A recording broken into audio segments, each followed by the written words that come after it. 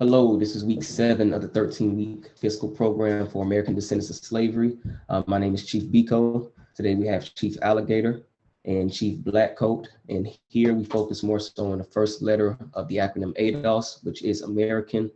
And this week we will pretty much piggyback off of where we left off last week with the Seminole War Treaties. This week we will be getting into the secessions of the 13, of the certain states to secede from the United States government. But prior to that, we want to make sure that we're reemphasizing that we had those capitals, we had that Confederacy prior to the now known Confederacy of the European. So before that, I will go ahead and share my screen and showing the map of the American Removal Act. Share this real quick. All right, boom. All right. So again, before we jump into the secessions, we must first realize and acknowledge that we had our own Confederacy, the Creek Confederacy, the Muskogee Confederacy, one and the same. And what we had was pretty much all of these states, which will be later seceding from the United States government to create, or pretty much just to take over our Confederacy. So again, you'll see these states, Florida, Georgia, Alabama, Mississippi. A lot of these same states are going to be the ones that actually secede from the United States government. And what we're going to do here is just showing the removal of our people to this Indian territory. So you can see they're coming up this Mississippi River, which will play a large aspect into what we'll be showing later on in regards to the population, our people being, accounted for through the census, things of that nature. So again, all of this was ours. We had our own capitals, own government structures in each of these territories, in each of these areas. So once we left, they had other occupants come in and take over. It's almost like an apartment or an abandoned building. Nobody's there. We got people coming in, squatters law, things of that type of nature. So I just want to make sure that we're reemphasizing that this was ours. We had our own nation, our own government structure. And what we're going to pretty much be depicting now is the European coming in, taking over pretty much everything that we already established, as well as our name. Hell, even down to the flag. So now what I'm going to show you is, before we get to that map, I definitely want to share this one. And I want to pretty much bring up like a side-by-side comparison just to make sure that this is reiterated here. So on this map, before we get into anything, again, military occupation. For prisoners of war people. I think we pretty much nailed in the coffin on that last week, but just to further drill down the point, so for the benefit of the sick and wounded soldiers of the U.S. Army. Again, southern states of the United States. And as we go down here, we'll even see when this was actually, this census was actually taken, 1860. We know Civil War started 1861. And what we're pretty much going to be depicting here is the population of our ancestors. Right now, they have them as classified as slaves here, prisoners of war.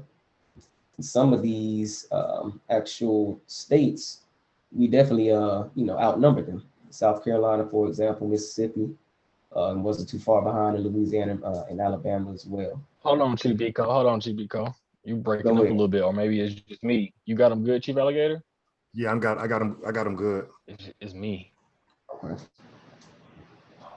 How I sound now? You clear? Yeah, right? Okay. It's a little choppy. I don't know if it's my connection or yours, so I'm just sit back and listen. Got you. But pretty much again, just re-emphasizing the population. They was able to count heads. And I'll let Chief Blackcoat kind of speak to that and give his military expertise in regards to that accounting for people. Okay, yeah, so I just want to take a look at this map right here, census of 1860. One thing that jumps out at me a lot, free population. Today, a lot of our people today You know, everybody think we came from slavery. Everybody think we were slaves, swing low, swing cherry on, whatever, whatever. You can see here, South Carolina, 301,000 free. Now, how were they able to count freemen and account for it? We're gonna figure that out. But you can see it here. I'm gonna just go to the hometown, Georgia, 595,000, almost 600,000 freemen, slave population, 462,000. Yeah, this is a head count, and they this is a military, so you can see them moving state to state and literally counting each head, how many heads they had. And again, we're gonna figure out this free population from the slave population, but the military pretty much roped it off and pulling people outside their homes. How many are in there? How many are on that back? How many are in that what would we call it when they would have the little downstairs type of, you know, I'm pretty sure it had a little hideout spot. So you had this military pretty much coming in, getting accurate counts. Now, how could you get an accurate count? Again, you're military. You got guns up, people on horses. It's unreal, but we're looking at it. They were able to count each personnel, and how were they able to do that? This is the United States military. Back to how Chief Biko explained it. Military occupation. You know, we got to swallow that hard pill right there. Military occupation. You're the American man and woman. For the European to live his best life is being military occupied. And you can see it right here. They counted it. They accounted for everything. And it's amazing to see just how they went into this conquest, because it was always going to be a number game with them, and it was going to always be documented on how they actually did it. It's amazing to see though, but yeah, that's my piece. Let's break this number out. If you can go back to that chart, Chief Vico, where it said about the slave population. Okay. Yeah, let's look at that. Let's scroll that. Yeah, let's make that a little bigger. All right. So now let's itemize. We're looking at a balance sheet right now. So you got your free population versus your slave population. All right, let's use logic, common sense, and American history. The only people that the military could account for 100% were the slaves that were coming from Europe, because they're going to be on the manifest sheet. Let's keep it. Let's look at operation.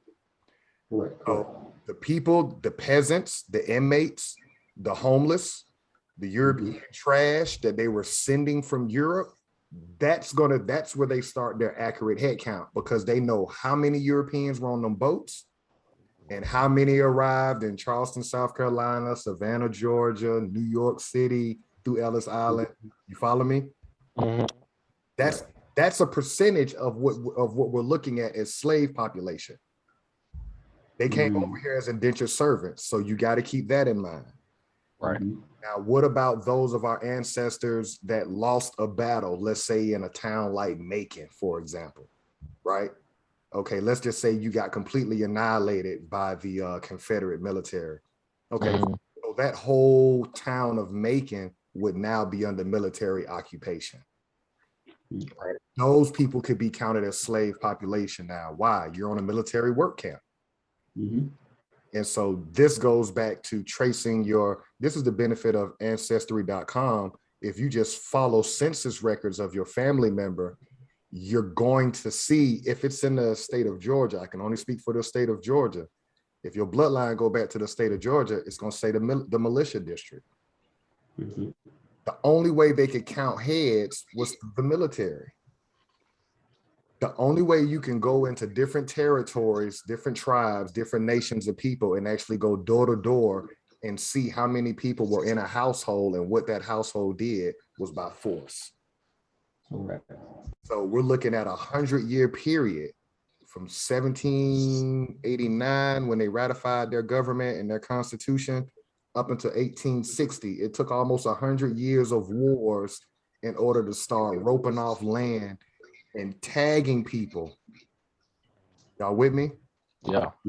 You're saying this is a mix of indentured servants from over Europe, peasants, and the ones they account for that were losing wars within the towns. Right, because Slave they demand, already okay. went in the treaty. They already went in the treaty with certain nations and sent them to Mhm. Oklahoma. So by Right. this time, they know that if you're copper colored skin and you're still in these areas, they're not going to label you Choctaw, Chickasaw, Cherokee, Seminole. No, they're going to label you something other than that because your stubborn ass, your nigga ass didn't go west of the Mississippi. So now you get lumped in with the peasants. Stay with me now. Yeah. Correct. You're not guessing. Classification. Huh? Reclassification. Right. So we got classified with the peasants coming from Europe. And that's the one thing that nobody ever accounts for. Nobody accounts that every European that's in America came on a ship in the 17 and 18 and early. Nobody never accounts for that. As if it's, taboo or something. Right. So if they outnumber us, then that means that they were on the middle passage is them. Yeah. Correct. It only makes sense. That's the only way you got. Yeah. Now, how do you get the percentage? The way you get a percentage, and I'm sure everybody knows this, but just to reiterate, the way you get a percentage is you got to divide the smaller number into the largest number, right? So if you take your free population, let's say South Carolina, take your free population and divide it into your slave population. I'm sorry, if you add your free population and your slave population, you get that number, okay? So it says percentage of slaves in that far right. So if you take your slave population and divide it into the total number of people, that's how you get your 57.2%. Right. So what they were doing is they were looking at human beings as percentages. What percent of slave, what percentage of prisoners of war do we have in this area? And when you look at it that way, you can see how they've already kind of got lined out what state is going to generate more income than other states. So South Carolina probably made a lot of income for the Confederate military. Why? They got 57% prisoners of war. Correct. Mississippi got a lot of income. You got 55% of the people prisoner of war. Y'all with me? Yeah. Now that makes great. Delaware, Missouri, Maryland, they weren't really getting a lot of income out of those areas because you don't have the manpower. Right. Yeah. But I wanted to throw that in. Y'all go ahead and build on that. I just wanted to throw it that we're looking at an accounting balance sheet. The way they looked at it was, we know we can account for every European that's getting off the boat in America. Because think about it, the queen or king, whatever ruler from Europe, they're going to account for what they put on that ship. Guess why? You on a 7-year contract. Yeah. You on a 7-year contract. I get that money. And I'm glad you dropped that bomb because I disconnected there, thinking they accounted for only us. No. Where the real slaves at? Where the real peasants coming from? Merge that number. So that they're kind of just grouping them in. So now we're seeing the internal conflict of the European and the native. Now we see, it's gonna be bad blood from the start. We got this is my shit now. Whoa, no, it's not.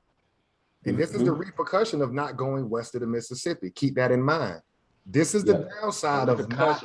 Yeah. See, now we're getting lumped in, and we're getting denationalized. Now I was gonna say something to that. Yep. Now we're getting counted as slave population. If you can scroll in the bottom right corner on this map, it shows you the percentage based on color. The scale of shades. Okay. Scale of shade. Ooh. Right. Wow, they got real critical with it. So when you real black, if it's a real black area, that's 80% or better. That's military occupied, military workforce labor, right? Let's look at Florida, for example. Wow. It was really unconquered. You ain't really got no dark counties. You see what I'm saying? So they didn't have a lot of labor coming out of that area. Y'all with me? Correct. Leon County was the most military occupied in Florida. Yep. Right there. Yep. 73.9%. Let's look at Georgia.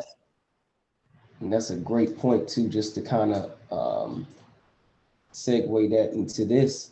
If we go and take a look at our American Removal Act, we know this is the territory that they had pretty much entrapped the Seminoles in, or said that this was their land now, even though everything was.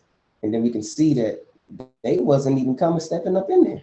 We saw that through the wars and things of that nature, but you can see Leon, which isn't even, that's closer to that border of Georgia than it would Central Florida area. That's where they was occupying. That's where they had, roped off a lot of, a lot of our ancestors. As far as Central Florida, nah, they wasn't coming up through there. It wasn't coming. Let's take a look at. Okay, never mind. I thought that was Lafayette. Well, we took a visit too one time, but that was Taylor. Taylor, hadn't had any military occupation yet, but Lafayette, right there on that coast. Go to Southeast. Go to Southeast Georgia, Chief Biko. You just showed something. Okay. Hello? Now you see how this mirrors what's going on right now. Glenn County is where that Ahmaud Arbery case is, right? Mm-hmm. So we can see back in 1860, it was 73% already occupied. Mm-hmm. See that? Yeah. Look at Chatham County, the first capital of Georgia. So you can see that's where they got their largest numbers, right there on the port, right there where they're going to be imported and exporting European peasants as well as goods. See that? Yep. Chatham 50%, Liberty 72. So you can see where Chatham at. That's where my folks at. Right there on the coast. Right there. Yep. That's where we from. So you can notice all of that port area in Glenn County, Liberty, McIntosh, Camden. You can see they had that heavily roped off because that's where the import exports coming from. Mm-hmm. So they had to make sure that they had strict control over that area. Correct. And you said import export for the people that probably don't know what that means, Chief Alligator. Coming in and going out. Coming in and going out. So if you got European peasants coming from Europe, taking over those coastal. Right. They need to make sure that that area is secure so they can unload them, count the heads, see how many died, whatever, as well as when they're taking over our trade routes, they may be coming out of Savannah and maybe going down to St. Augustine, Florida. They may be going down to the Caribbean, doing trade with the Jamaicans and the Haiti. That's a great point too. Yeah. Like they're taking over our trading ports because again, we know just when coming into civilization, you're going to be next to water, especially if you're trying to trade with other people. You're going to be next to a water source, definitely a fresh water source because you need drinking water. But so they pretty much, that's why you see that the population is so high because we already understood that. We already had this as far as nations. So they came and roped us off and then took over our stuff. So it's just business as usual because Europe is doing the same thing. They got ports, So as soon as they get over here, they're like, where are the waterways? Where is that transportation for them to move things? And they figured it out, roped it off. And so if you kind of make it a little bigger so people can see the so we can get an idea. Would you want to zoom in Georgia still, or? Yeah, Georgia's fine, but we just so Georgia, South Carolina, Virginia, that's where most of your battles happen in the Civil War. There's no battles really in Florida. You see what I'm saying? They didn't come that far south. Correct. Right before the Confederacy tapped out, but you can see based on the darker colored areas, that's going to be your more populated. Those people are heavily military occupied. Those dark shaded counties, those are people that are what we would call slavery, which the legal definition of slavery is when a group of people have entire control over you. And again, this rhymes with your ancestors' oldest census record. You got to think, how can Europeans go through foreign land and account for everybody in a household? It had to be by the gun. Yeah, for sure. Military, by force. By force. Basement of what I was thinking, because I'm pretty sure people thought they were going to hide it. Well, just hide it out. No, not with these guns in our face. He over there. And now you wanted to build, Chief Biko, on that Mississippi River where that goes right in line with the American Remove Act. You can see how look how heavily concentrated Look how military occupied people are at the beginning of the Civil War, right there on the Mississippi River. Look at all them dark counties. If we just take this line here and just kind of like transpose it onto this map, you'll understand why it's so heavily accounted for. We were being military escorted to this area. Moving Americans from the east to west. Indian territory. You can see all the way up through here. It's dark, 81%, 74, 81. Shit, I think one gets as high as 92. We got 90, 92 here at Issaquena. And again, this is pretty much the route we were going on during the Trail of Tears. The route Issaquena probably still here today. So there's not foreign to anybody that's looking at these videos. We're talking about us. We're talking about you. Yep. Even if you look at this area, what this is all this. Right. When you see dark territories or quote unquote American lands at the time, these are American lands. Right. Look, they're accounted for. Mississippi, all this. That's Alabama, Mississippi. It's all accounted for. This is where they was taking us from. Right. And through what? The military. Look at on your map right here where it says Cherokee, Creek, Chickasaw, Seminole, Choctaw. What we have to understand is right in this moment in American history, we are about to be denationalized because we did not go the Indian Territory. So our ancestors still knew who they were. They knew they were Cherokee. They knew they were Creek. They knew they were Chickasaw. Everybody east of the Mississippi still knew who they were, but this is the beginning of denationalization. Correct. Because this Civil War, what they call a Civil War, was actually a battle royal. Because you got the United States government in the northeast of North America going up against the Confederate in the southeast, which was the Creek Confederacy. And then you got the sellouts of our bloodline in Oklahoma, mainly the Creek, because they contracted with the United States government. They're fighting on behalf of the Union or the US government. And you got those of us that did not run west. We're fighting all of them. We're fighting all of them. That's the one that usually gets masked over, that last one. The one that didn't move west of the Mississippi.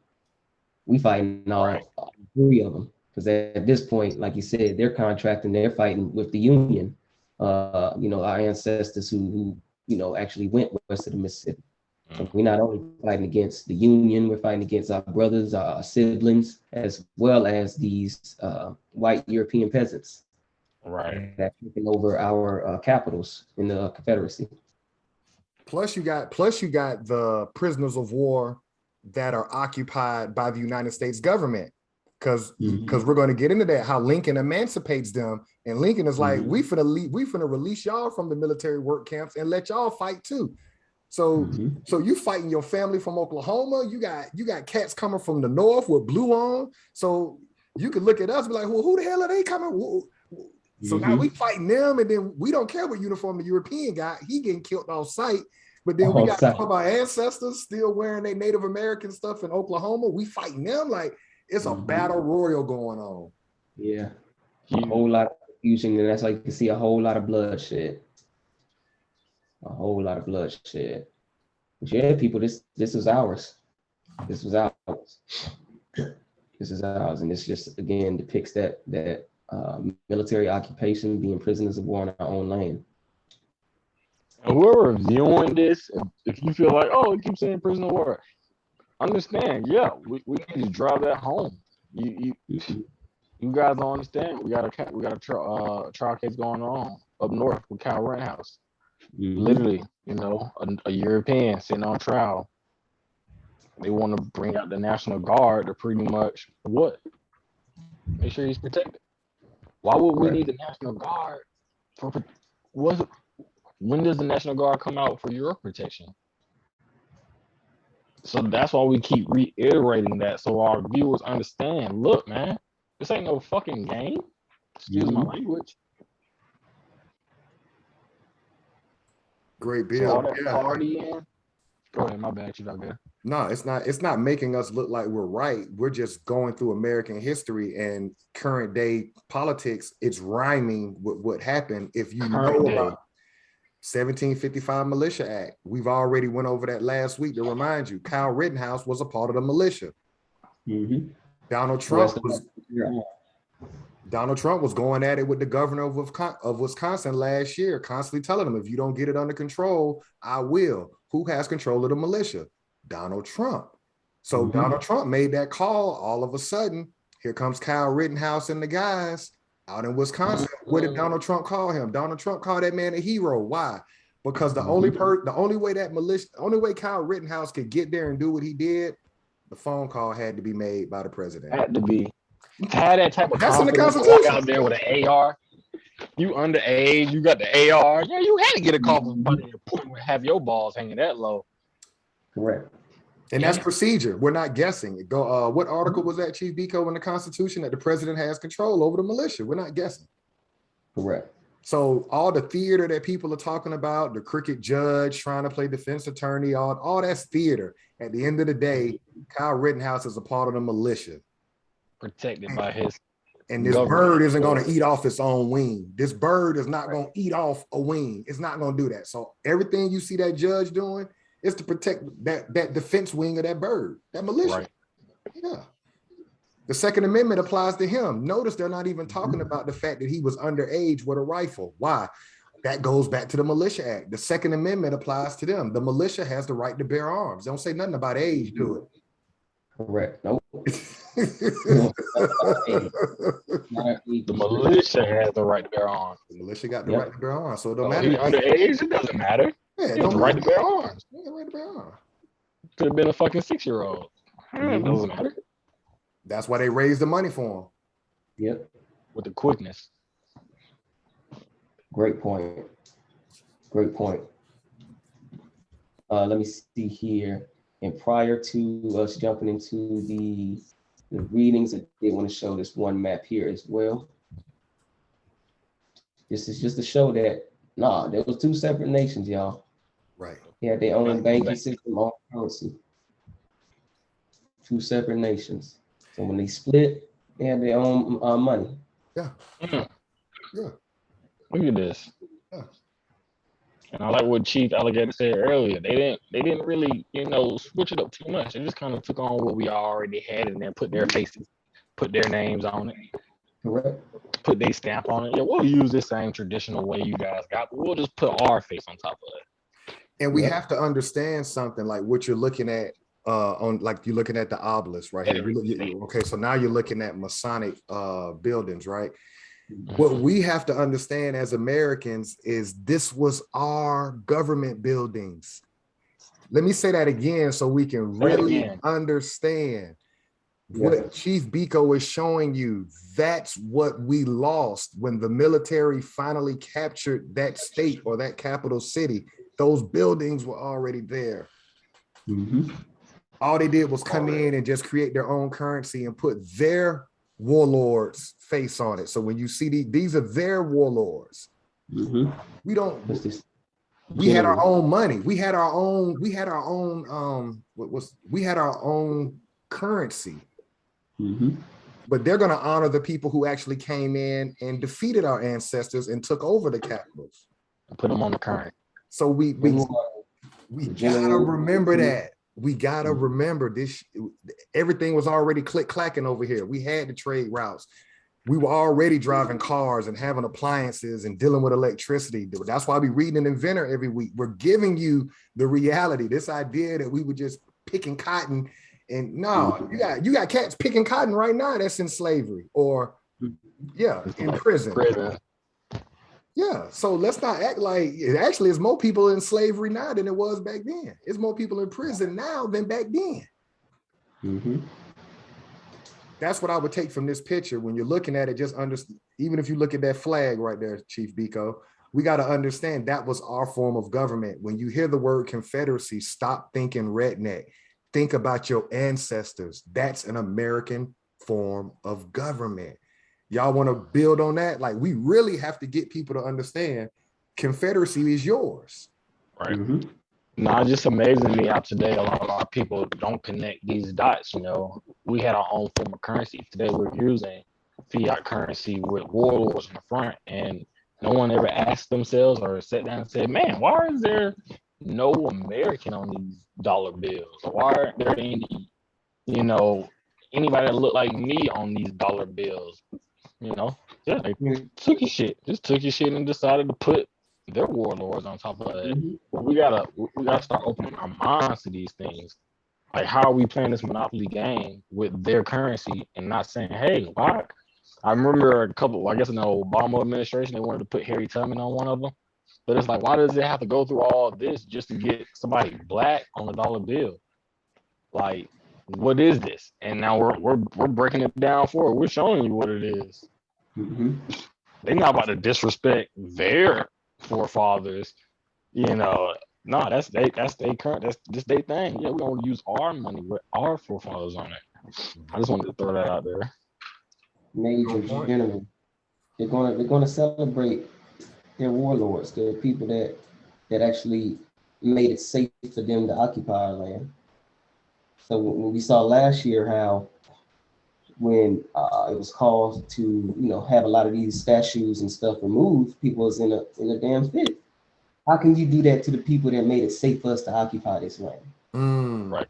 That was the mindset of the European. Right. How can you take off our forefather who made it all right for us to occupy and live on this land that gave us freedom? This is right here, Right. people.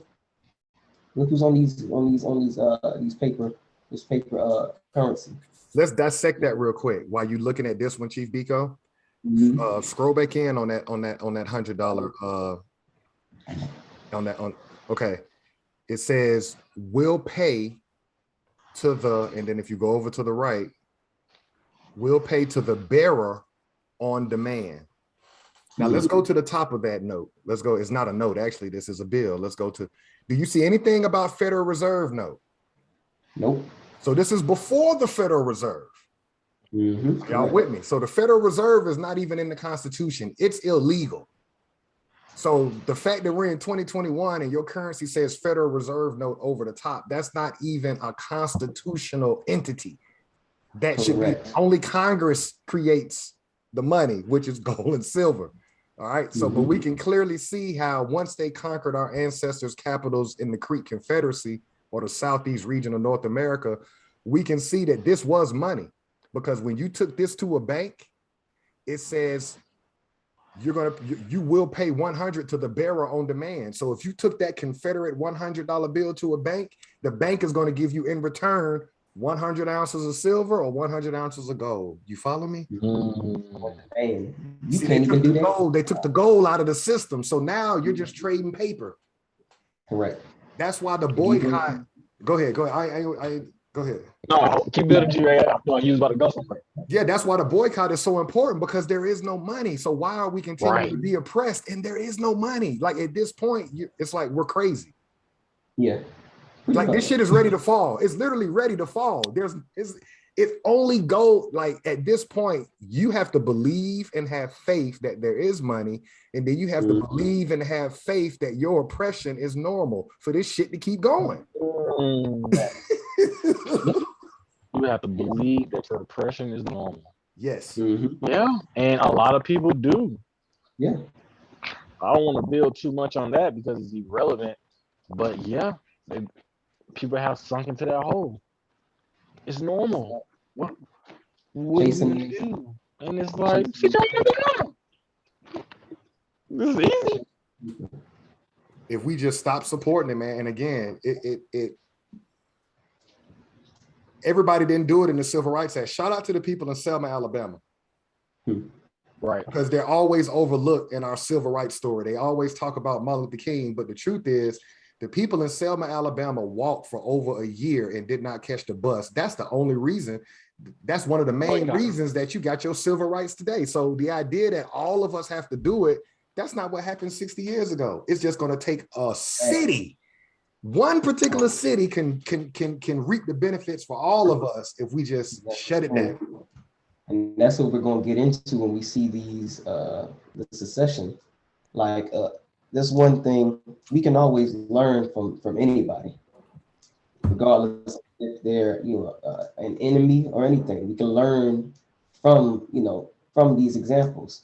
So we can learn from our ancestors who walked for a whole year to get some change. We can learn from, we're going to see these secession states and how they did it. Who were the we the people? It wasn't a lot of them. It was a small group of individuals who was like, you know what, we done with this. We're gonna all, make sure this is ratified. It doesn't take a majority or even half the majority. It just takes a amount of people who are disciplined and know what they want to do. And that's it. That's it. I mean, I know why it's so hard because you have so many different whatever's to, and I guess we're enjoying it, but it's not hard. Like he said, shout out to the people in Selma that said, yeah, fuck this. We're not riding your bus. Mm-hmm. We're not going to do it. We're not sitting on the back. No, that's out the window. They were on code. They decided to make a goal and reach it. That's all we got to do as prisoners of war. Make a goal. Create a goal. What's the goal, y'all? What's our goal? We got these Democrats always in front of our faces trying to tell us this, that, and that. Ain't no goal. So we just vote for them to vote. What's the goal? We have to have a goal, y'all. Reparations. The goal is The goal is to get everything back that you created. Mm-hmm. Everything. And we do an event every week, so you guys should know what we're talking about. We're throwing them at you. So it's like, as we continue to build on this channel, eventually this is a build up for the boycott. Let's sit down, y'all. Let's not keep supporting this system with this fiat currency playing a monopoly game. We gotta let it go because it's eating us alive. It's eating us alive, and it's making us look crazy to the rest of the world. Yeah, we have to start making ourselves looking crazy. Yesterday, something hit me. When we take vacations and we go to other people's countries, we're all in awe. But we notice, who land is this? We can clearly see, oh, he live here. She live here. When you come here, who live here? Who does this belong to? You don't know, and we have to get back to that. This ain't fucking Disney World. This is our land, and and I see the big conversation today is Americans ain't got no culture. Black people ain't got no culture. Come on, man, stop playing with us. Don't try. It's just internet talk, but come on, the whole world revolves around us. We're not gonna play that game. You got people getting butt injections. Why are you getting butt injections? Just that little simple thing. Why are you getting butt injections? Oh, the black people got big booties? Hey, that's culture. Don't play with us. You shaking that ass in the club because of us. I'm sorry, I'm getting off track, but that's just what's in the media today, talking about how we don't have culture. We have all the culture. If we just sit our ass down, we'll know about it. We said everything. We said all the trends. We said you'll see the whole world crumble because the Black American sat down. And now it's like, what are we gonna do? But we're getting off a little topic. We're gonna go back to this prisoner of war, this military occupation. We're gonna get back to that hard shit. But yeah, I just wanted to throw that out there. Don't disrespect our culture because we are culture. Period. We are culture. You can't see the culture because it is us. Anything we do, say, or anything we put it on, people gonna be like, oh, okay, yeah, that's us, the American. But I digress right now. We're gonna jump back into this military occupation because that's the first thing we need to understand. Baby steps. We have 45 now, so we built basically off these maps today. Oh, we had what? Yeah, we had 45 after. Oh man, we was building up for real, man. I didn't feel like 45 at all. If we just look at this like a bicycle, if we can all just go back to our childhood and just look at what we're going through as somebody took your bike, and you go home and you got to tell your mom and your dad, or they ask you to where your bike at, and you pouting or whatever, and you like, and now your pop put you in the car and take you over there, right? Now, does your pop tell you to get out the car and negotiate for your bike? Or does he tell you to go out there and be prepared to fight to get your bike back? And so that's where we are right now as a group of people. Why are you trying to negotiate reparations? It's your shit. You can't what you gonna do? Say, hey, you know what? I know you took my bike, but can I get it on Mondays? You know what I'm saying? Like, can I get my bike on Mondays and maybe on Fridays? Don't worry like that. And just You get the your thought bike back. shows how indoctrinating, how fucking how mentally we are into this system. You know what I'm saying? We're trying to go through their processes Talk to to get our us. shit instead of just getting our shit back. You see what I'm saying? Like we gotta, oh yeah, if we're gonna do that, guys, we gotta make sure we get majority vote. We gotta vote this senator. No, you don't. And the example of that was even the idea of giving illegal immigrants 450,000. They ain't even a part of this U.S. Talk about it. system yet. They're trying to pay them out, or the idea of paying them out. That in itself should show you, okay, one, we on a military occupation. One, this shit is a whole fluke, because how the fuck can you give somebody that isn't even a citizen payments for the us, as far as our people payments? And three, get our shit back. Plain and simple. We see that they've been that in the trial with Kyle Rittenhouse. We see how they bend the rules to make sure that they're going to win. So why even play the game? I want to just touch on the map or the photo we have up right now from the Library of Congress and how important the South truly is. All of that's the South. Has the Confederate. That was us. So shout out to every other part of the land, but anybody from Georgia, Alabama, Tennessee, Mississippi, Florida, North Carolina, South Carolina, what we talking about. This the beginning of it. Your ancestors did everything they could to make sure they stood 10 toes down. So when you walk around, if you're walking around with your head low, if you was born in Georgia and you got grandparents in them backwoods, you go home to the country, know your grandparents stood up for you. Know your grandma, granddaddy, auntie, whoever from your ancestry, they stood up for you. And they made sure, we don't play that. They might try to make it seem like, they just came in and was killing us. And we was killing them. And we probably already said this before, but again, it's right in our face. Again, that little hub right there, your ancestors stood 10 toes down. Now, I'm not saying anything else about outside of the South, but I'm just saying, your ancestors, if you from these states, have a little pride. Have a lot of pride. Because your ancestors made sure, we ain't going nowhere, nigga. We've been here. Excuse my French or however you want to interpret it. But yeah. Great point. Yeah. That's the truth. It was through murder that the European had to go back to his constitution and say, okay, we'll add you guys. Now we're gonna get into it, but we got denationalized. We thought we did. Our ancestors, kudos, they got straightened, and they're like, nah, if we're being denationalized from Cherokee, Seminole, Creek, Choctaw, you're gonna put us up under whatever the hell you got going on. Because we didn't know nothing about our ancestors didn't know nothing about the United States government because it hadn't worked this way south yet. Y'all with me? Correct. Remember, this is a rogue military doing its own thing. So now, so our ancestors, through killing them, they were like, you know what? Let's do the 13th, 14th, and 15th Amendment because we're not going to be able to do them like we do the Europeans that were shipping over here from Europe. They were already peasants. They were already indoctrinated to be Slavs. Foot on the neck and got our 13th, 14th, and 15th Amendment for the rest. We have to understand, right? We were not a part of the United States government till after the Civil War. Why? Because you were Cherokee. See, you went into the Civil War as a Cherokee. You came out as a U.S. citizen. Are you with me? Winning as a Cherokee came out a Negro. I said winning as a Cherokee came out a Negro or whatever reclassification.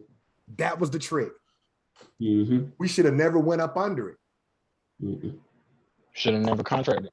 Should have never went up under. But what were we to do? They moved all the nations in Oklahoma. So we were kind of just left unorganized. They done took our capitals. They done took our trading routes. So it's like, man, what these people? And it's like, okay, well, after fighting and getting some straightening, it's like, okay, well, what we going to do? Well, you're going to have to include us as a citizen. And that's been the game since the Civil War is their pin game. You can't let a foreigner create a government and then try to bring the indigenous people under it because it's never right. That's why we're lumped in. I'm going to say this real slow. That's why we're lumped under this minority term. It's an accounting term. So if you had a piece of paper and wrote expenses on the top, and then you put Negro, then you put European woman, then you put gays, then you put handicap, then you put immigrants, then you put illegal immigrants. All of those expenses are under the minority category. So again, we never get itemized anything. It's an accounting term.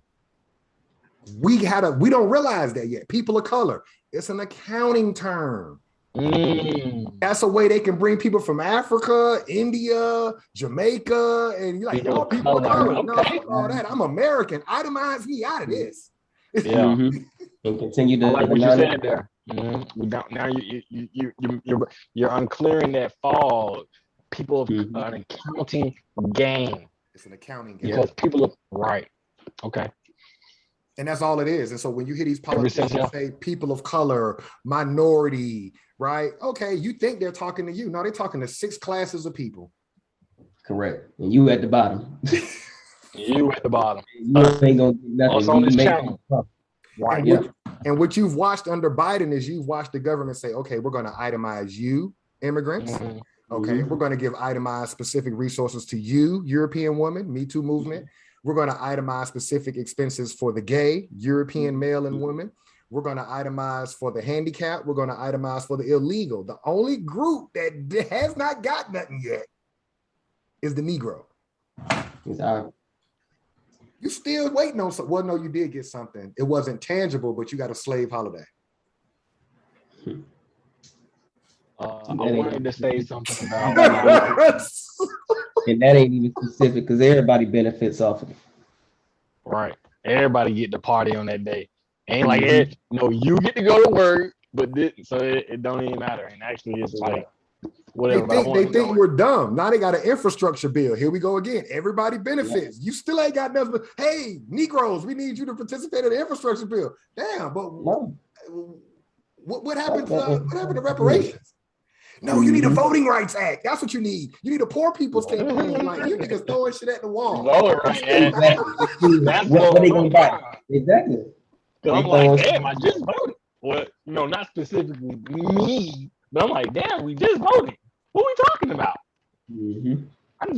We just put Biden in office. Now I gotta go back and read the words again and try to make sure I can continue to vote. What are we doing here? Right, you don't have enough. See, you have the House now, but see, now you need they always move the ball for you, but everybody voted for the Asians to get broke off after the mass shooting.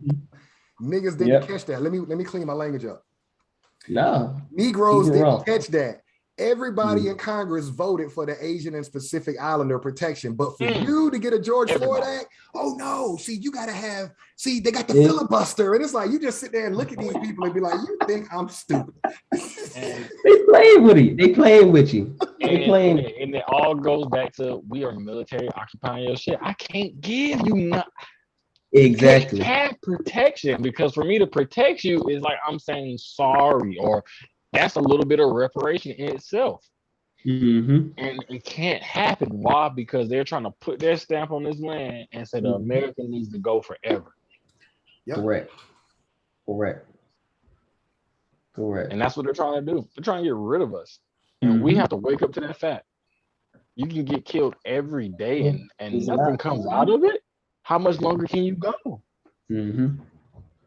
before it reaches you? And then it reaches all of you. And then there's no more Black American. Come on with it, Chief Biko. What you got for us? Nah, that was it. Shoot, that was it, y'all. Shoot. Put the nail in the coffin on that one. Yeah. Gotta stop playing the game. Gotta stop playing the game. We gotta stop playing the game, man. Like, we gotta just start being ourselves. I love when Jay would always say, just be Black and be Black. What are you doing? Thanksgiving? What are you talking about? What ancestors made? What are you talking about? Christmas is upsetting because as a child, our parents literally gave all that work to a white man. Santa came. What are you talking about? Let's let that shit to go. Valentine's, St. Patrick's Day. What are we doing? Participating in this shit that gives you nothing. Participating in something that hates you. Woo, y'all want to do the readings? Yeah, Shit, let's let's go jump ahead and start these readings, man. Stop sharing the screen real quick. So we'll do the secessions next week. We built off the maps tonight. That was y'all think that was a good bill? for sure. Nah, I like it. Definitely, it's needed. We still off. Yep. All right, let's make sure. So what we doing? 12 steps. Let's get it.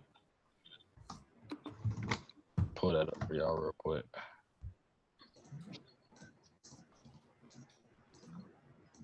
I still got all my maps up. I ain't never took them out. Let me get into my Gmail. I got you. I'll do it for you. Okay. Yeah, I got you. American Descendants of Slavery, 13-week practical program of action for each American descendant of slavery. Step 1, learn about the estate or estates your family originated from. Step 2, who established that estate. Step 3, what nation and confederacy had jurisdiction over that area prior to the European. Step 4, ask all nonprofit organizations you attend, what's your position on reparations? Step 5, they either support it or they don't. No support, no money. However, if they support it, then immediately children and adults need weekly classes free of charge about steps 1, 2, and 3, and field trips to ADOS landmarks in that city, county, and state. Step 6, don't support European holidays for the remainder of the 13-week time frame. Step 7, avoid spending money with any small business that doesn't hire your people. Gas stations, nail salons, subways, etc. Step 8, all businesses need operating cash. Spend money with American Black businesses. Step 9, all other groups rely on our energy and operating cash to survive. Set the trends of making other groups follow our lead and support our clubs, services, products, and entertainment. Step 10, the US government is bankrupt. The Federal Reserve prints money, i.e. quantitative easing. It also burns money, i.e. quantitative tightening. The US dollar hasn't been backed by gold since Richard Nixon in 1971, the Gold Standard Act. The government operates off the full faith of its citizens to pay debt and taxes. American descendants of slavery no longer have faith in the US government.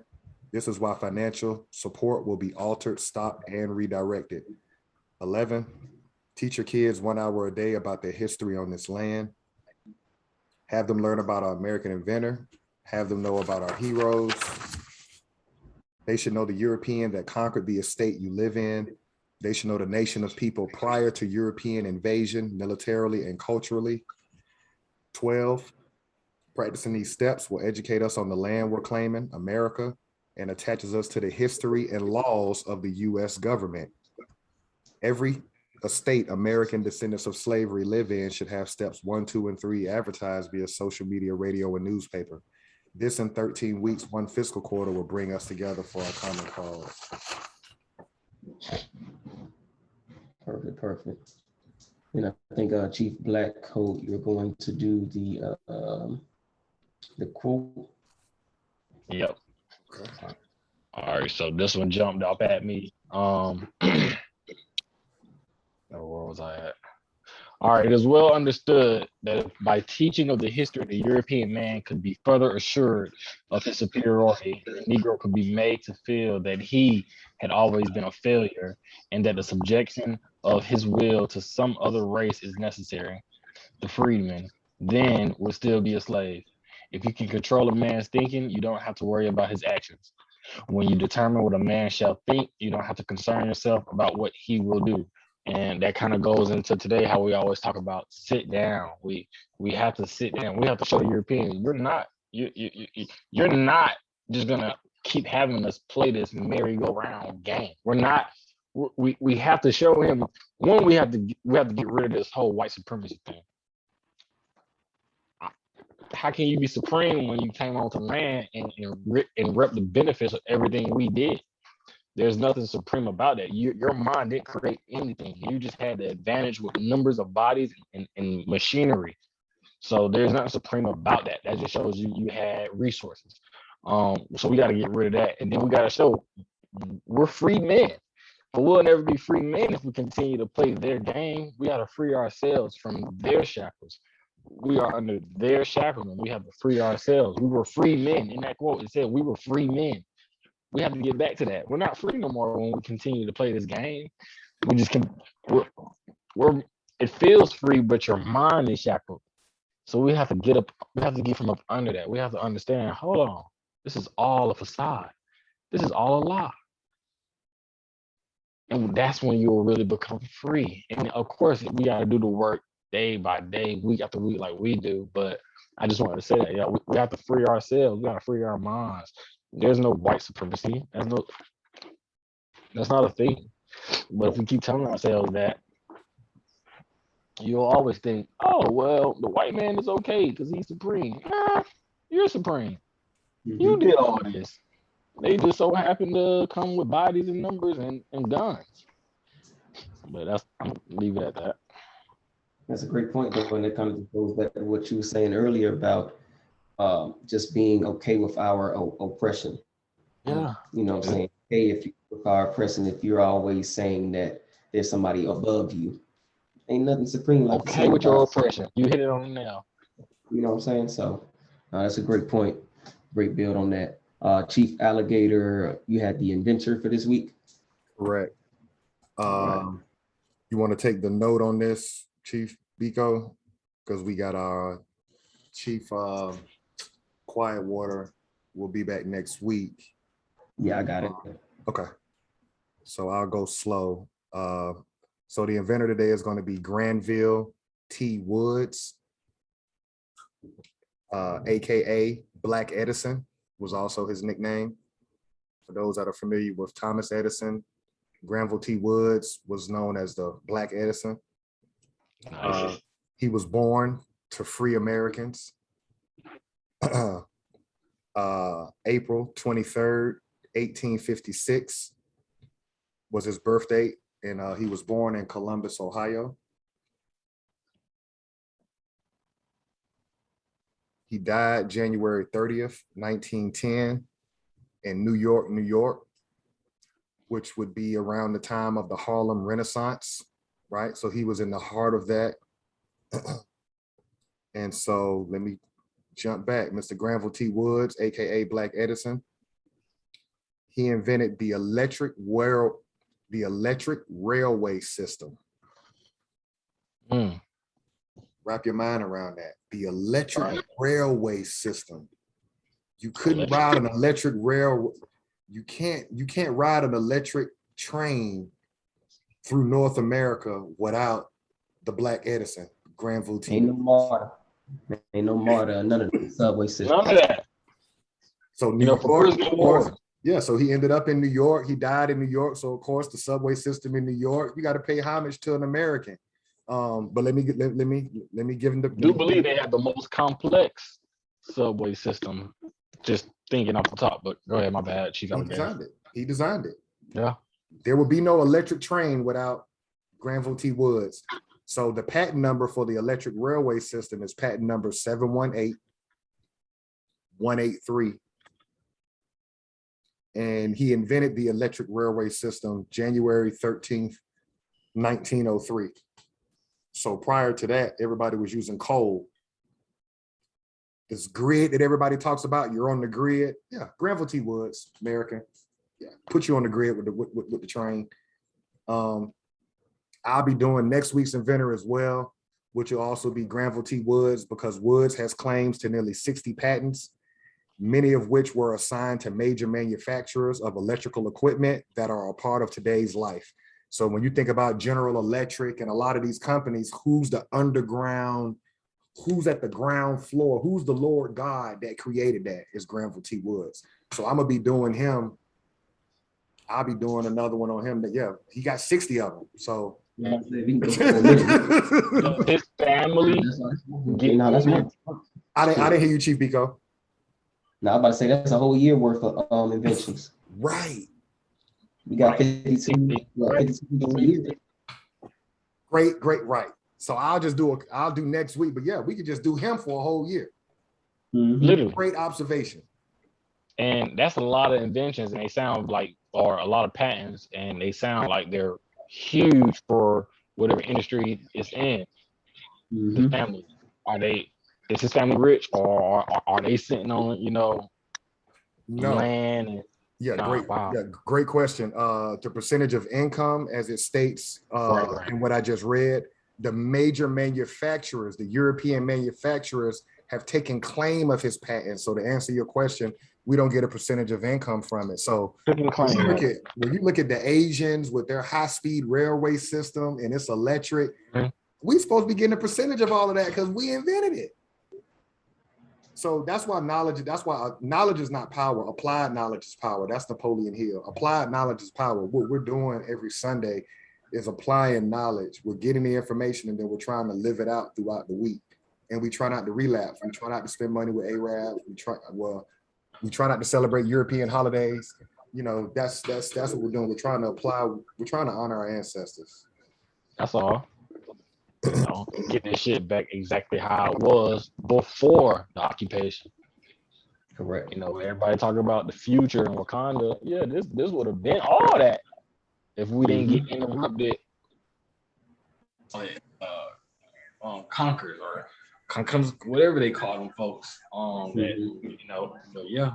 It didn't conquer us. Just to tap into what you and Chief Biko said, when you use the word WS, I don't like using that word, but you know what I mean when I use the acronym WS.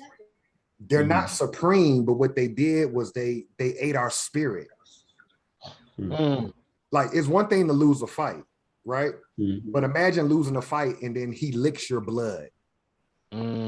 So that's what the European did to us. They beat us in war, and then they turned around and became us. They ate us. They became the Americans. So it's like they ate our souls. Yeah. Y'all with me? Yeah. They occupied our shit. They not only occupied our land, they occupied us.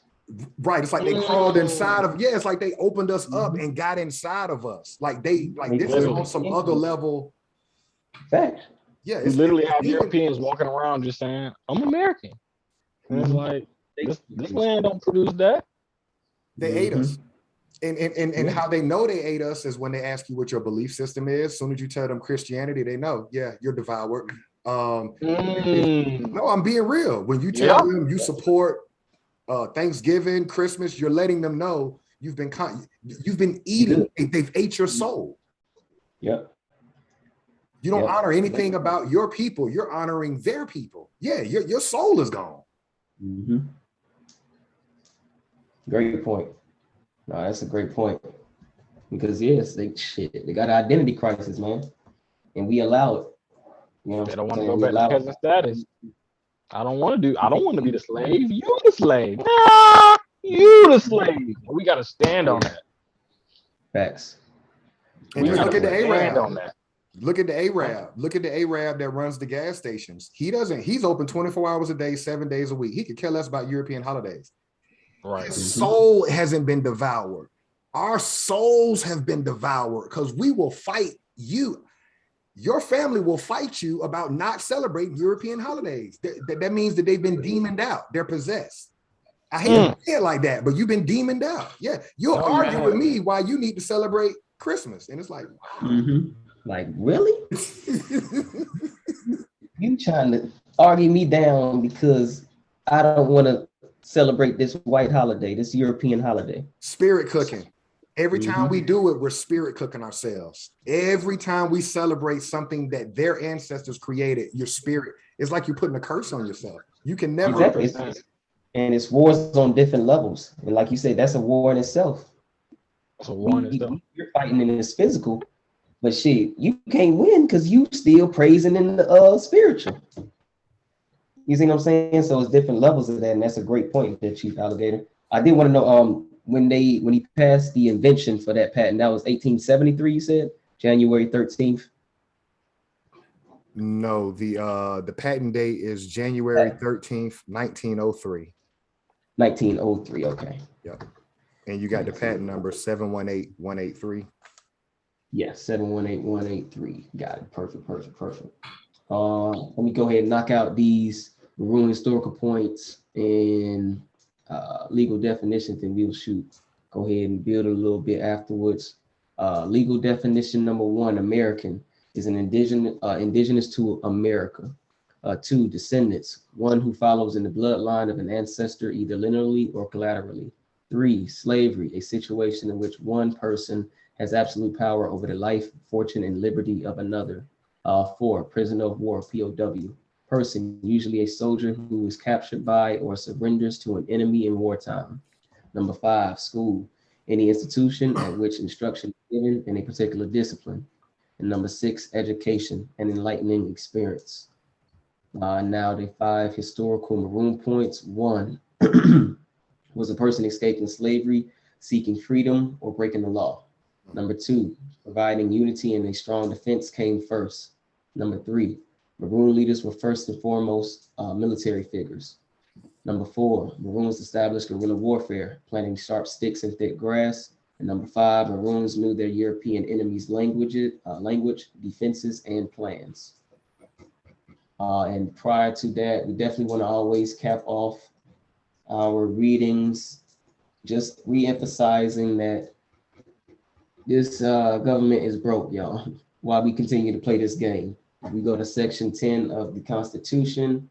States, no state shall enter into any treaty, alliance, or confederation, grant letters of marque and reprisal, coin money, remit bills of credit, make anything but gold and silver coin a tender in payment of debts. So again, as we were saying, you want to share that so they can see it? Oh yeah, let me go ahead and share that. Make sure y'all understand that we aren't just coming up with this type of stuff off top of our heads here. Okay, boom. Section 10, let me see if I zoom in real quick.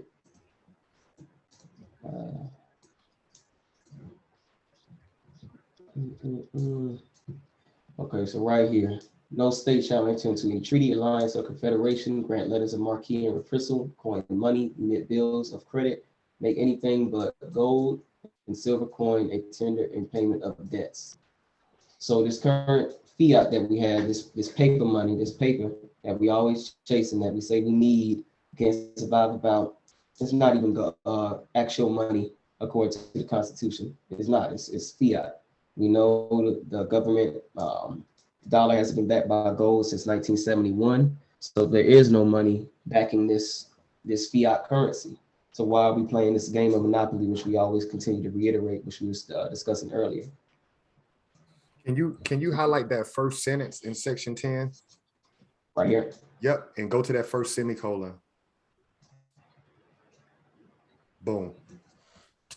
Now that we're at the beginning of the Civil War, this first sentence is gonna make sense. This is the Union or the United States government telling the individual nations or states, no state shall enter into any treaty, alliance, or confederation.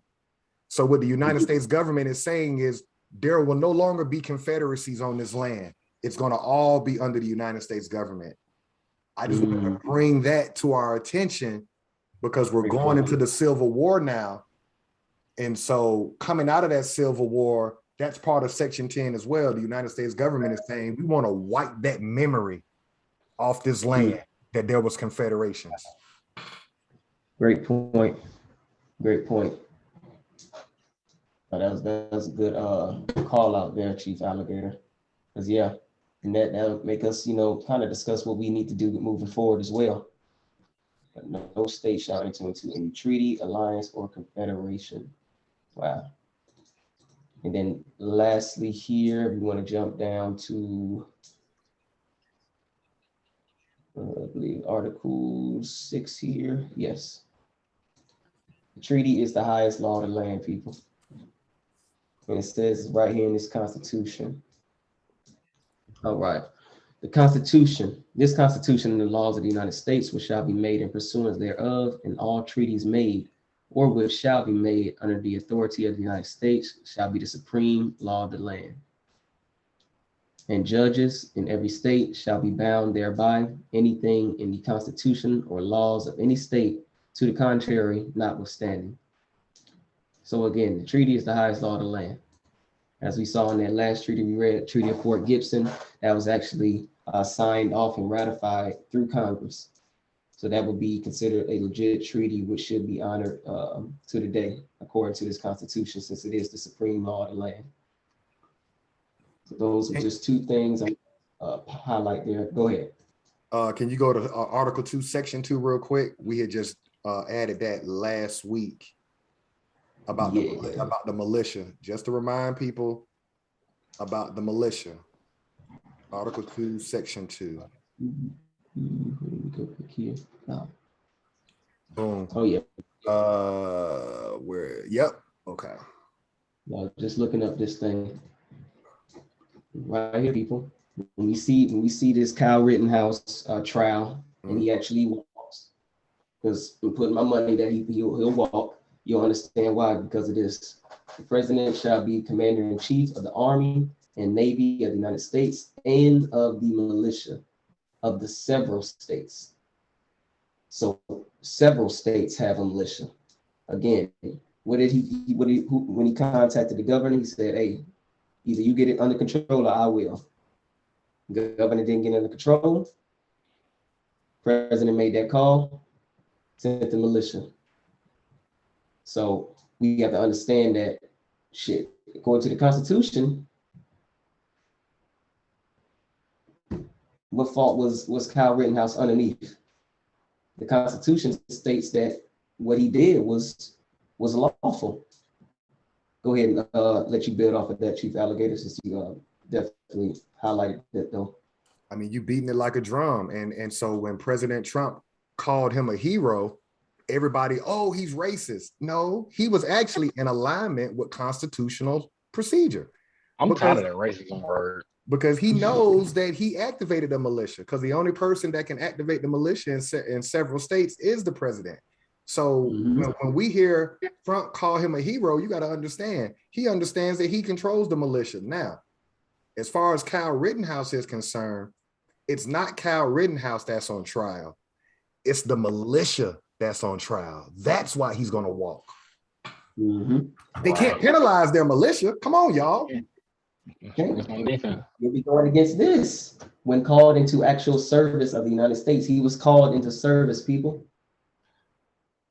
He and whatever his militia group was, they were called into service. It's right here in the Constitution. It's right here in the Constitution. The Constitution. For everybody that's watching, we're reading the Constitution. This whole little thing that everybody loves to claim or whatever, the Constitution. Yeah, look at this. We highlighting it for you. And so Kyle Rittenhouse is really, again, everybody's getting caught up in the theater of the actual courtroom procedure. Right. Once you understand that militia can't come out unless the president calls them out, then you understand, yeah. Look, it goes back to January 6th. And I probably need to start saying this in the beginning of every meeting. There is no law after January 6th. You cannot break the highest laws on the land and not be. Matter of fact, we probably need to look it up next week. We need to look up in the Constitution what's the penalty for treason. Because everybody that attacked that Capitol, these people are getting 6 months, 3 months. And so what that should tell you is there is no law. How do you get 6 months for treason, but then you telling people they're going to get 30 years for a PPP loan fraud? Give me a break. Come on, y'all. Right. There is no law. Look at this here. To provide for calling forth the militia to execute the laws of the Union, suppress insurrection, and repel invasions. Now, where are you at in the Constitution with that language? Where you like at? That fine, Chibico. Yeah, where you at? He went to digging. I like that. Yeah. Section 8 of what article? Article 2. Okay. And what's it saying? Let me see. I like that. He went digging. I like that. The militia, let's read that one more time. Section 2. Section 2, Article 3, I think. Because it's so weird this way. I'm gonna back out real quick. There it is at the bottom. Oh, you had it. Okay. My bad.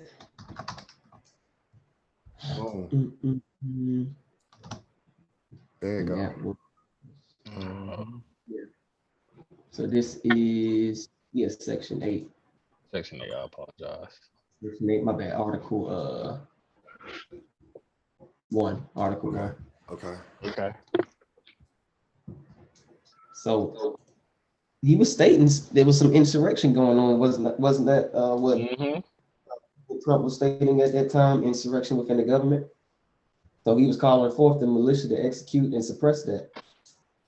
So it's like, damn. So was that January 6th lawful underneath the Constitution? Whoa. Let's get a better context. I see where you're going. We got to read the whole body. Okay, so let's go a paragraph before so we can get the context right. I see where you're going. I like the thinking. Come on with it. Where we going? Where we gonna start at? You said a paragraph before it? Just to kind of get an idea. The context. Got you. So this here, Congress shall have power to lay and collect taxes. Oh no, these are just the powers of Congress. Powers of the Congress, correct? Right. And that's a different topic. But it says in there, Congress has the power to coin money. So the question is, why the fuck is there a Federal Reserve then? See that? That's Congress' job. So this thing has already been compromised. But go ahead, Chief Biko. I don't want to stop your train of thought. No, that's great. No, that's a great point too. We'll get into that. But as we can see here, we just saw who has the power to call upon the militia, which is the president. Right. So when they're doing so, that he's doing so also to provide the call for the militia to execute and suppress any insurrection and repel invasions. So when they were stating, it was a rigged election, again in the theater. See where you going? Huh? I see. No, go ahead. I see where you're going. Again, the theater. But as you see, based off of what is in the Constitution, he didn't have anything, as far as what I'm reading here, did nothing wrong. A calling upon the militia and making sure, to get those people who was causing the insurrections out of Congress or out of that Capitol building. Good find, bro. So, okay. Now, see, I love it when my mind gets tickled. So what you're really saying is, let's just keep it 100. Biden is not the most popular president.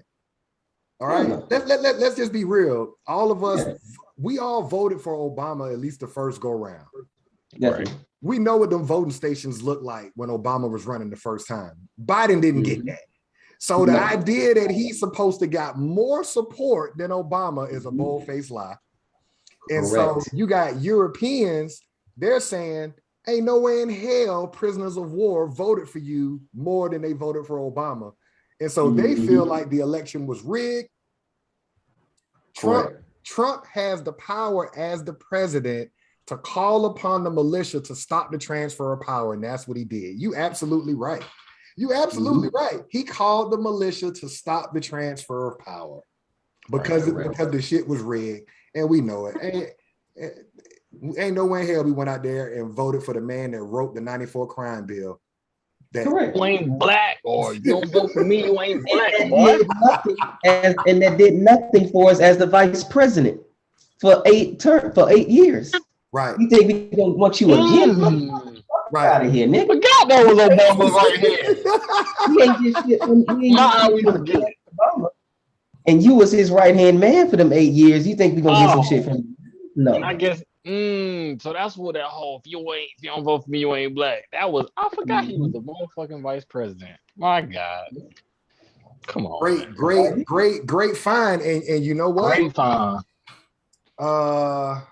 I'm in agreement with you. You know what I'm saying? If the president felt like it was a rigged election, he got the right to call the militia and stop the transfer of power. That's what he did. Yeah. That's what it's constitutional. That shit crazy, and it's constitutional for him to do that. So now it gets tricky. Wait a minute. So then it gets tricky. So, damn, that's a good one because now you got to do an investigation to get to the bottom. Okay. All roads lead back to Trump. Right. But what you have are loyal people to their movement or their agenda or their goal, and they're not going to let you get to Trump, i.e. the Congress people who won't take the stand and testify this, that, and the third, right? So that's kind of what we're seeing. And now they're kind of like deboing the black politicians because they're like, okay, we're not going to really investigate this. We're going to move on to something else. So they're also showing the world there is no law under the United States. Correct. See, the downside is they don't want to stand on what they really believe. Just like we're doing this every Sunday, we standing on it. Yep. By you not standing on it, European, understand this. You're caught in a catch-22 now, because you can't talk about law and order and you won't even stand on your own documents that your ancestors read. Uphold it. For you not to do an investigation just shows there is no law. Correct. There is no law. Because again, we're reading exactly what he did, and like you're stating, they won't even investigate it, and that's what we go back to again. They changed the rules to suit them. It wouldn't be in their best interest to do an investigation, because again, what does that do? Then okay, it even shines an even greater light. Oh shit, he did have all this. For example, the Cal Rittenhouse shit. Like they'll change the rules to make sure the better outcome for them, occurs. And that's pretty much that example you just gave. There is no law. Right. So why are we even playing with this shit? Because they won't even uphold their constitution. And aren't they fresh off of ass whooping with Afghanistan? Mm-hmm. Okay, so they less than 2 months removed from an ass whooping. So again, prisoners of war, why are you calling them supreme? They fresh off of ass whooping. Let me say that again. You keep calling them supreme, but they just got the ass whooped. Y'all help me out with that. Shit. No. Yeah, I agree. You right. The world just saw them take a loss. They didn't do a treaty. That the formal way to get out of a war is a treaty. They ran. They got the hell out, and it looked just like what? Vietnam. And that's no shade to the veterans that was over there. But I'm just saying, when you look at it, they're not as bad as you claim they are, because they just got their ass whooped. Correct. Yeah, they just had them people hanging off planes trying to get the hell out of Afghanistan. That shit was real. Like, we gotta understand that was real. Yes. Yeah. Because they knew what time the cameras off. That's how simple-minded people are here. All they did was just stop video. It's still people getting killed in Afghanistan right now. Everybody that sold out, everybody that was working with the military, their heads are getting chopped off right now.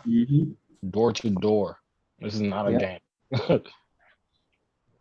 and we ain't gonna go into that bad. So yeah, it's great find on this, Chief Biko, because now what you did is now we can now we see heads. We know the president controls the militia. We see tails. We know that if he feels like the election is rigged or there's an insurrection, he has the right to call the militia in, which is exactly what they did on January 6th. That's why nobody got charged. It doesn't.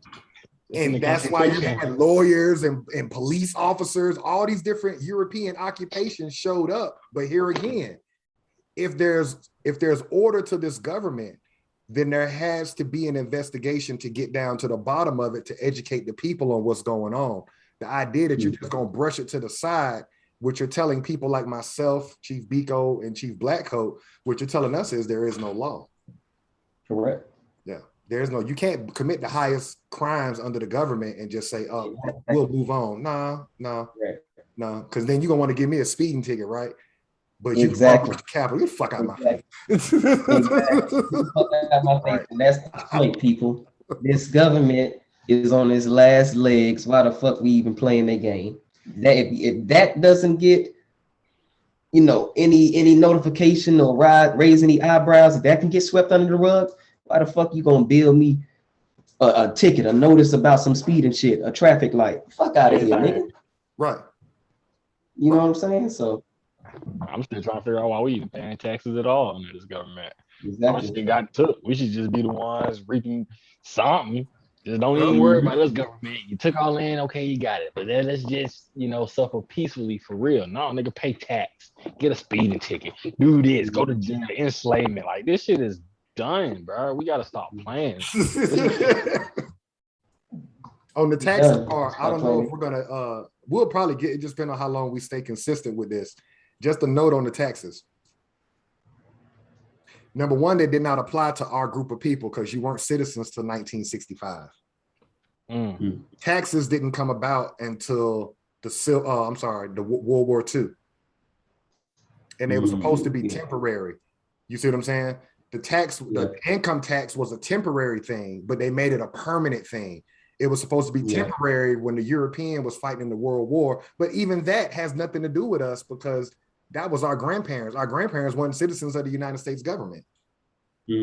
So we're gonna, as we get through this Civil War, we're gonna understand where we are in this on this chessboard. Thanks. So we'll close it out. This was a good bill, and yeah, we knocked it out the park on this one.